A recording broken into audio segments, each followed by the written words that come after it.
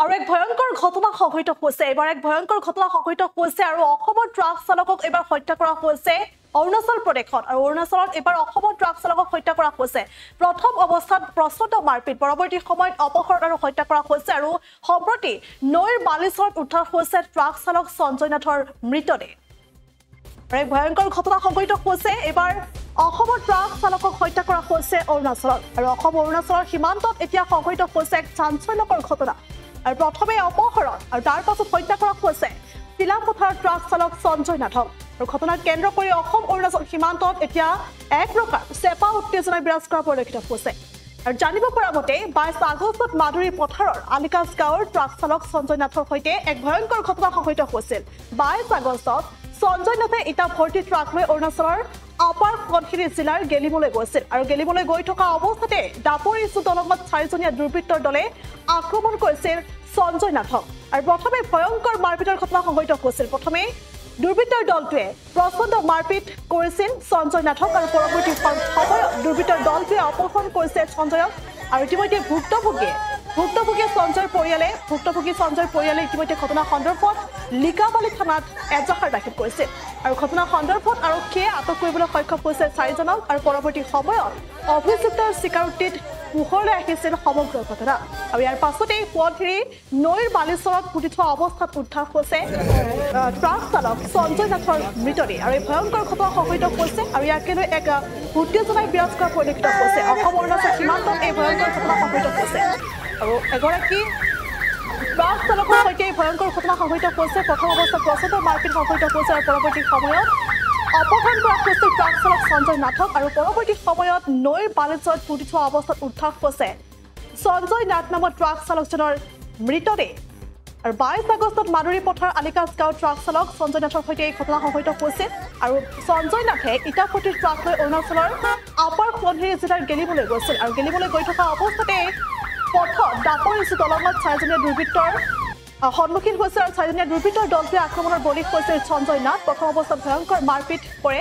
সঞ্জয় নাথক আৰু পৰৱৰ্তী সময়ত দুৰ্বৃত্তৰ দলটোৱে অপহৰণ কৰে সঞ্জয়ক আৰু ইতিমধ্যে ভুক্তভোগীৰ গোচৰ ভিত্তিত আৰক্ষীয়ে আটক কৰিবলৈ সক্ষম হৈছে 4জনক আৰু লগতে 4জনৰ অৰ্থাৎ অভিযুক্ত 4জনৰ স্বীকাৰোক্তিৰ ভিত্তিত এতিয়া পোহৰলৈ আহিছে সমগ্ৰ ঘটনা যোৱা 22 তাৰিখে আমাৰ অসমৰে ধেমাজি জিলাৰ লিখাবালি আলিখা গাঁৱৰ সঞ্জয় নাথ নামৰ ট্ৰাক চালকজনক আমি সদৌ অসম নাথযোগী ছাত্ৰ সন্থাই জানিব পাৰিছিলোঁ যে অৰুণাচলী দুৰ্বৃত্তই তেওঁক আক্ৰমণ কৰি তেওঁক সন্ধানহীন কৰি মানুহজনক নিৰ্মমভাৱে হত্যা কৰাটো আমি আজি যোৱা দুদিন ধৰি গম পাইছোঁ গতিকে এনেধৰণৰ কাৰ্যক আমি সদৌ অসম নাথযোগী ছাত্ৰ সন্থাৰ ফালৰ পৰা আমি তীব্ৰ গৰিহণা আৰু ধিক্কাৰ জনাইছোঁ অৰুণাচল চৰকাৰক দাবী জনাব বিচাৰিছোঁ এনেকুৱা অসমৰ ট্ৰাক চালকেই হওক শ্ৰমিক হওক এই লোকসকলৰ ওপৰত যি আক্ৰমণ চলি আহিছে যদি অৰুণাচল চৰকাৰে কোনো ধৰণৰ প্ৰতিৰোধমূলক ব্যৱস্থা গ্ৰহণ নকৰে কাণ্ডক আমি প্ৰতিৰোধ কাৰণে আমি ৰাষ্ট্ৰীয় ঘাইপথ অৱৰোধ তথা বিভিন্ন ধৰণৰ কাৰ্যসূচী তেওঁলোকৰ বাণিজ্যিক অৱৰোধৰ কাৰণে আমি কাৰ্যসূচী ল'বলৈ বাধ্য হ'ম আজি অসমৰ পৰা যদি একেখন ভাৰতবৰ্ষৰ অংগৰাজ্য অৰুণাচলত গৈ যদি অসমৰ ল'ৰা সুৰক্ষিত নহয় আগন্তুক দিনত আমি বিভিন্ন ধৰণৰ কাৰ্যসূচী ল'বলৈ বাধ্য হ'ম আৰু সঞ্জয় নাথ নামৰ যিজন ল'ৰা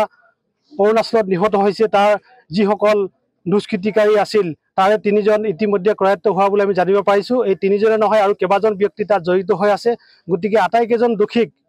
48 ঘণ্টাৰ ভিতৰত অৰুণাচল চৰকাৰে তেওঁলোকক কৰায়ত্ব কৰি কঠোৰ পৰা কঠোৰ শাস্তি বিহিবলৈ আমি দাবী জনাইছোঁ আইনৰ সংজ্ঞা দি মোকলাই নিদিয়ে তাৰ বাবে আমি অৰুণাচল চৰকাৰক দাবী জনাইছোঁ সঞ্জয় নাথ নাই গতিকে এই পৰিয়ালখনক চিৰদিনৰ কাৰণে জীয়াই থাকিবৰ কাৰণে উপাৰ্জনৰ ব্যৱস্থাৰ আজি অৰুণাচল চৰকাৰে তেওঁলোকক আৰ্থিক সাহায্য দিবলৈ আমি সদৌ অসম নাথযোগী ছাত্ৰ সন্থাৰ পৰা দাবী জনাই বাৰম্বাৰ যি অৰুণাচল চৰকাৰৰ যি নীলাজ কাণ্ড আমি আজি দেখিবলৈ পাইছোঁ যিহেতুকে আজি যোৱা 2 বছৰ পূৰ্বে এই কাণ্ড হৈ গৈছে ইতিমধ্যে আমি সদৌ অসম ছাত্ৰ সন্থাই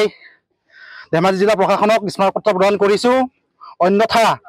দুষ্কৃতিকাৰীসকলক ইতিমধ্যে জেল হাজতলৈ প্ৰেৰণ কৰিবলৈ আমি অসম চৰকাৰৰ লগতে অৰুণাচল চৰকাৰৰ লগত আলোচনা চলি আছে যিহেতু অতি সোনকালে দুষ্কৃতিকাৰীক কৰায়ত্ব কৰি জেল হাজতলৈ প্ৰেৰণ নকৰে নহ'লে আমি অনিষ্ট কৰাৰ বাবে অৰুণাচলৰ যোৱা যি অৰ্থনৈতিক অৱৰোধ কৰিবলৈ বাধ্য হ'ম অন্যথা অৰুণাচল চৰকাৰ তথা অসম চৰকাৰলৈ আমি আহ্বান জনাইছোঁ যিহেতু সঞ্জয় নাথ পৰিয়ালক অসম চৰকাৰ তথা অৰুণাচল চৰকাৰৰ তৰফৰ পৰা এখনি একেকালীন সাহায্য দিবলৈ আমি অনুৰোধ জনালোঁ যিকোনো খবৰৰ বাবে যোগাযোগ যোগাযোগ কৰক 7099017330 অথবা 709901